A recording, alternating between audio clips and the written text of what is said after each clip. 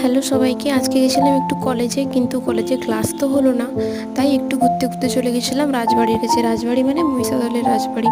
আর দেখো, এটা সত্যি জানি না এটা কি, কিন্তু ভালোই লাগছিল, একটু রাজবাড়ি রাজবাড়ি ফিল আসছিল। মানে রাজবাড়িতে ঢোকার মুখেই এটা পড়ে। আর এটা হচ্ছে ওদের দুর্গা মন্দিরই মনে হয়, ওখানে দুর্গা ঠাকুর মানে প্রতিমা নির্মিত হচ্ছিল। আর এটা হচ্ছে ওই পুরনো রাজবাড়ি, ধ্বংসাবশেষই বেঁচে আছে কিছু একটা।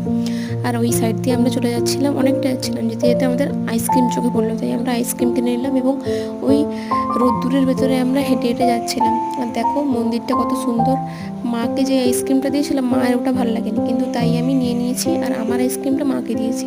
তাই আমরা খেতে খেতে যাচ্ছিলাম। আর এখানকার আম গাছগুলো এক একটা পুরো বট গাছের মতন, কি বলবো, খুবই ভালো লাগছিল। সাইড দিয়ে যেতে যেতে আমরা যেই দিক থেকে মানে আসছিলাম, যখন মন্দিরের সামনে পাশ দিয়ে আসছিলাম এবং যাচ্ছি যখন মন্দিরের উল্টো সাইড দিয়ে। গাছগুলো খুব সুন্দর ছিল। ব্যাস এই করতে করতে আমরা